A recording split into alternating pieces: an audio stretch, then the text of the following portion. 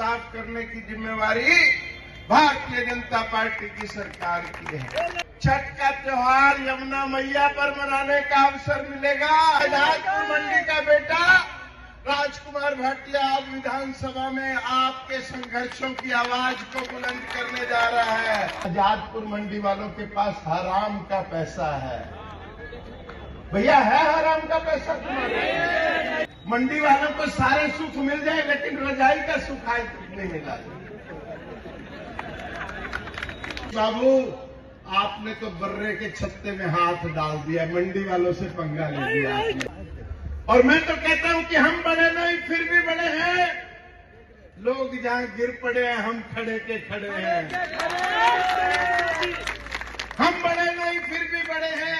लोग जहां गिर पड़े हैं हम खड़े के खड़े हैं। न दुख से मरे हैं न सुख से झरे हैं। लोग जल गए अपनी आग में, आज हम हरे के हरे हैं। अभी आप लोगों को पता चुनाव का चल ही रहा और धमाके से चल रहा, वो भी पता है किसका चल रहा है? राजकुमार भाटिया। किसका चल रहा है? राजकुमार भाटिया का। मैं आपको बता दूं, जो भाई राजकुमार जी का बैलेट नंबर है वो 3 और चुनाव की तारीख है 5 और 3 8 और 3 11। 3 को बैलेट नंबर 5 पे मोहर लगानी है और 8 को भाई जी को विजय बनाना है और 11 को केजरीवाल को दिल्ली से 9 को 11 कर देना है जी। हमारे हरियाणा का एक परंपरा है कि हमारे यहाँ 5 साल एक सरकार चलती थी, दूसरे 5 साल में सरकार बदल देते थे। क्या 5 साल में रोशन जी भाई साहब, हमारे हरियाणा का क्या कई स्टेटों का ऐसा काम था कि सरकार बदल देते थे।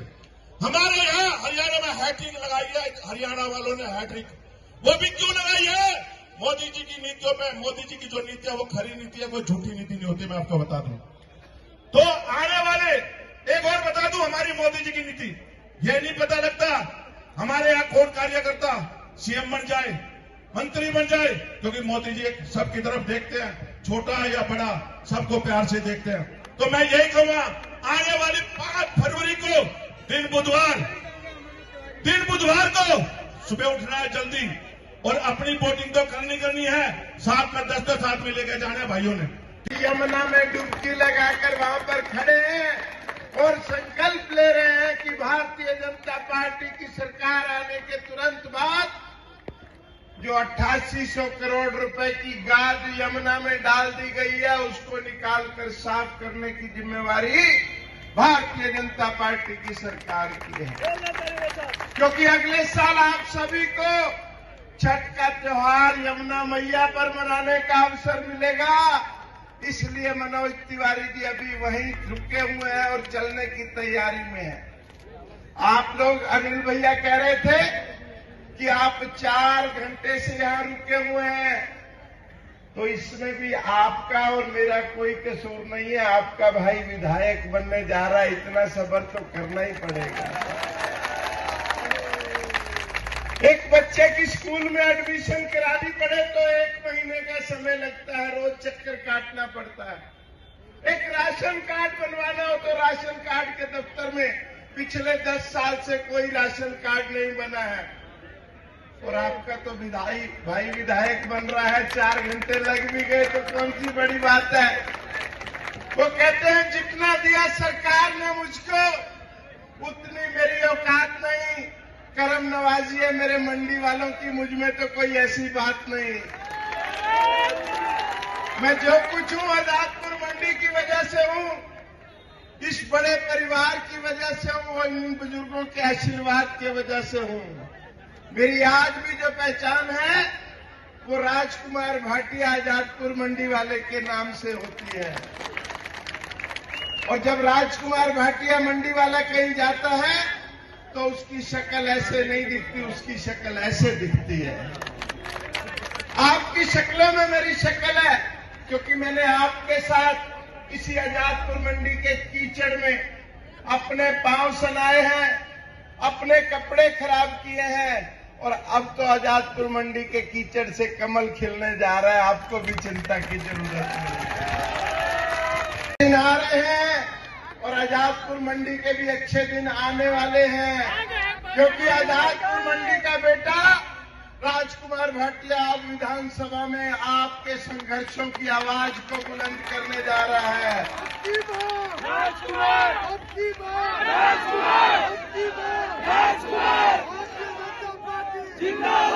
पिछले 10 सालों में आम आदमी पार्टी की सरकार के हमारे 3 नुमाइंदे चुने होने के बावजूद भी उन्होंने जो नॉमिनेशन में जिस प्रकार की धांधलियां की, जिस प्रकार के प्रतिनिधि बनाकर हमारे ऊपर लाद दिए, हमारे चुने हुए प्रतिनिधियों की आवाज को दबाने का काम किया गया। मंडी में इंच इंच जमीन बेची गई, इंच इंच जमीन के पैसे लिए गए, अलॉटमेंट में, असेसमेंट में, दुकानों को लाइसेंस देने में, और सबसे बुरी बात जो हुई, उन्होंने भ्रष्टाचार सो किया। आज दिन तक कोविड काल में इसी मंडी में मजदूरों को भगाने का काम भी इस निकम्मी सरकार ने किया था, आम आदमी पार्टी की सरकार ने किया था। उन्होंने रातों रात कहा कि बिहार और उत्तर प्रदेश के आदमी भाग जाओ, दिल्ली में बीमारी फैल रही है, आनंद विहार से बसें चल रही हैं, आप सब अपने बच्चों को लेकर कंधे पे लाद कर, किसी ने एक अटैची उठाई थी, किसी ने एक झोला उठाया था। पैसे नहीं थे, आजादपुर मंडी का मजदूर पैदल निकल पड़ा था अपने घर की और 500 किलोमीटर 800 किलोमीटर की ओर। अभी भैया मैंने आप सब लोगों को दर्द और आपका नब्ज देखा है। मैंने बारिश के दिनों में इसी सड़क पर मंडी के माशेखोरों को मिर्ची, अदरक, धनिया बेचते हुए देखा है, जब उनके पांव इतने पानी में सने हुए होते हैं, नीचे बोरी गीली होती है, ऊपर से पानी पड़ रहा होता है, और इतने में एपीएमसी का कर्मचारी आके उसकी बोरी को पांव मारता है, उठा के लेके चला जाता है। उसे तनिक दर्द नहीं आता कि इस आदमी ने कैसे कल अपने बच्चे की फीस भरनी होगी, उसको कभी दर्द नहीं आता कि इस आदमी ने कितनी मेहनत से 1000 रुपया उधार लेके एक अदरक की ली होगी या एक बोरी अदरक की ली होगी। उसके लिए तो ये गाली के कीड़े मकोड़े हैं, वो आता है और गाड़ी में लाद कर चले जाता है। आज दिन तक उसका भी कोई हिसाब नहीं मिला कि कितना माल कहां जब्त हुआ और कहां पर जाकर वो खर्च हो गया। और आज जब चुनाव की बेला आई, हालांकि मैं दूसरे लोगों की बात नहीं करता हूं, लेकिन मंडी वालों को बता देना जरूरी है। ये मंडी वाले साथी और आदर्श नगर की जनता मिलकर मेरे को चुनाव लड़वा रही है। पार्टी ने टिकट दिया है, कहते हैं टिकटों में बहुत हेर फेर होता है, बहुत पैसे लगते हैं। मेरी पार्टी ने बिना एक पैसा लिए हुए मेरे को कहा कि जाओ चुनाव लड़ो और आदर्श नगर और आजादपुर मंडी की पूरी सेवा करना, वहां के गरीब गुरबे की आवाज को बुलंद करना, उनके संघर्षों को ऊपर उठाना। लेकिन आज जो दूसरे लोग चुनाव लड़ रहे हैं, वो क्या कह रहे हैं? आजादपुर मंडी वालों के पास हराम का पैसा है। भैया है हराम का पैसा तुम्हारे? हाथ उठा के कहिए। तो हराम का पैसा उनको बताने के लिए मैं 2-3 चीज बताता हूं। भैया अगर हराम का पैसा देखना हो तो रात को 2 बजे अपनी झुग्गी, अपनी मकान से उठकर एक बारी मंडी में आना, जब रात को ठंड पड़ रही है, जब पल्लेदार सिर पे बोझा लाद के ट्रक खाली करता है, ट्रक का डाला खोलता है, रस्सी खोलता है, उस समय आके देखना कि हराम का पैसा कैसे पैदा होता है। एक दिन जिंदगी में, एक दिन, और उससे अगले दिन अगर तुम अपने घर का रास्ता न भूल जाओ तो मंडी वाले आपके घर पर अपने आप पहुंच जाएंगे। एक बार दोबारा कह के बताना जरा, हराम का पैसा कैसा होता है। एक दिन सुबह आइए 5 बजे, किसी आड़ती से माशेखोर की तरह 2 बोरी खरीद कर देखिए, उसका माल जांचिए, उसका घाटा नफा निकालिए। 8 घंटे 2-3 आदमी काम करते हैं, तब 500-600 रुपए की दिहाड़ी बनती है। मंडी वालों के पास हराम का पैसा है। उस आरती की तरह उठ के आइए जिसने रजाई का सुख नहीं देखा कभी। मंडी वालों को सारे सुख मिल जाए लेकिन रजाई का सुख आज तक नहीं मिला, क्योंकि जब लोग सो के उठते हैं तब अपने कंधे पर हम बोरी उठा चुके होते हैं। जब लोग सोकर उठते हैं तब हम आधा माल बेच चुके होते हैं। जब लोग सोकर उठते हैं तब हम घर जाने की तैयारी कर लेते हैं। मंडी वालों के पास हराम का पैसा है क्या? काहे बता रहे हो हराम का पैसा? हराम का पैसा कहां से आता है? ये दुकान बन गई है, इसका लेंटर देखना जरा। जय साहब इनको बोलिए ये हमारे पास चाय पीने आए, चाय के साथ कुछ और लाए, बिस्कुट से पेट नहीं भरेगा। वो कहते हैं हम बहुत बड़े आदमी हैं, क्योंकि मेरा काम 10-20 से नहीं चलेगा, मेरा खर्चा ज्यादा है, मेरे को ज्यादा चाहिए। वो हराम का पैसा है। बहुत बड़े लोग हैं वो, 1000-1000 करोड़ रुपए के लोग हैं वो। हम अपने बच्चों को स्कूल छोड़ने नहीं जाते, लेकिन पूरी दिल्ली में सब्जी और फल पहुंचाने का काम करते हैं। हमारा पैसा हराम का नहीं है। हमारे बच्चों ने कभी नहीं देखा होगा कि पापा हमें स्कूल लेके जाएंगे, और आप हमें हराम का पैसा सिखा रहे हैं। आइए एक दिन मंडी में आइए, और अगर मंडी इकट्ठी होकर एक बारी छींक भी देगा ना तो तुम्हारा सारा हराम का पैसा बाहर आ जाएगा। सारी मंडी एक बारी छींक भी दे, केवल हल्की सी छींक मार दे तो पता चल जाएगा।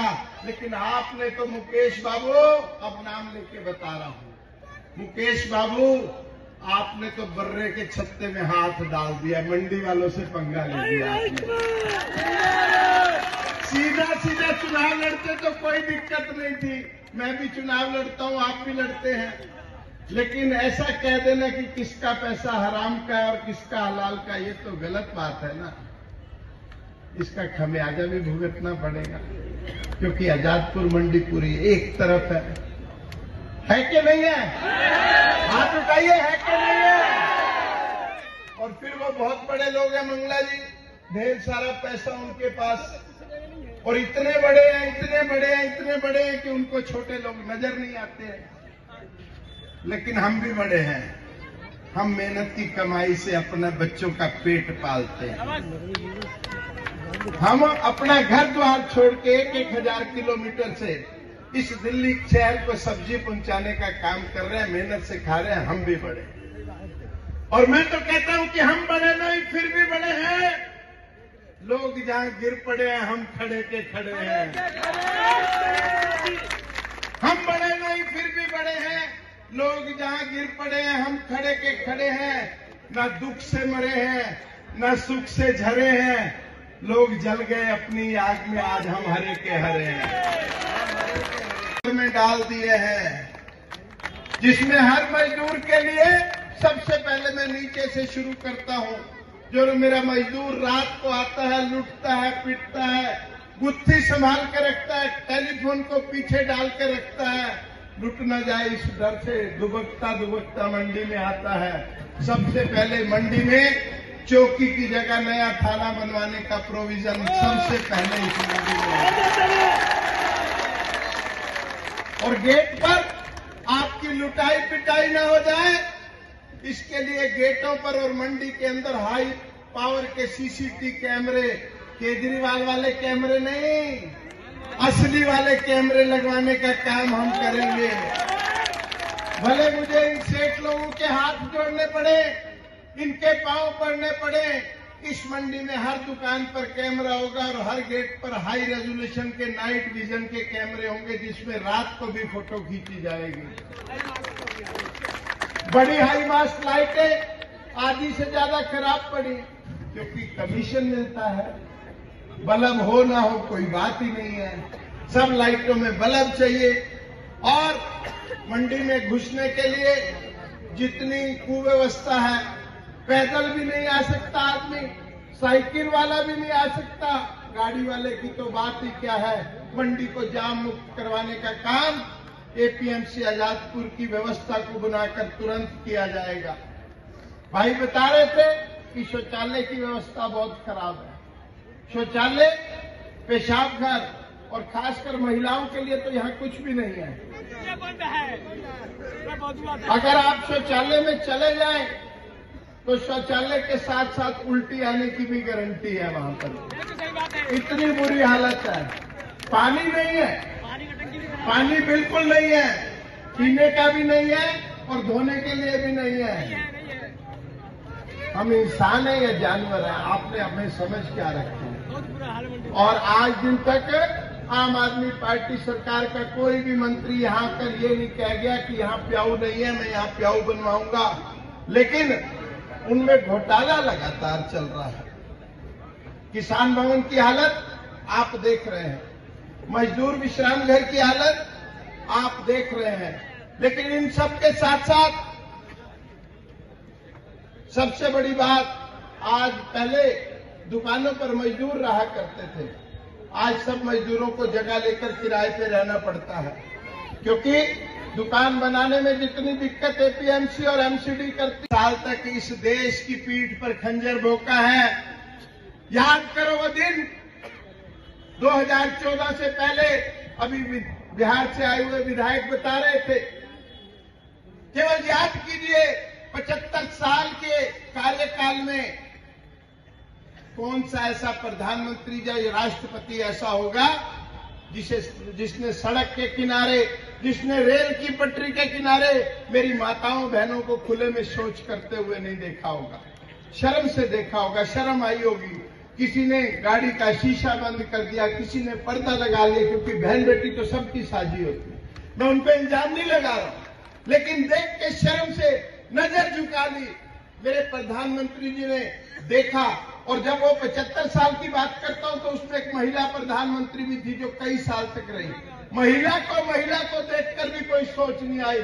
लेकिन मेरे प्रधानमंत्री नरेंद्र मोदी, मेरा प्रधानमंत्री, मेरे देश का प्रधानमंत्री नरेंद्र मोदी इस समस्या को नजर से नहीं देखता, नजरिए से देखता है, दृष्टि से नहीं देखता, दृष्टिकोण से देखता है। और 2014 स्वतंत्रता दिवस पर लाल किले के प्राचीर से बोलता है कि मेरे देश की बहन बेटियों को इज्जत घर चाहिए, शौचालय बनवाने का काम शुरू होना चाहिए।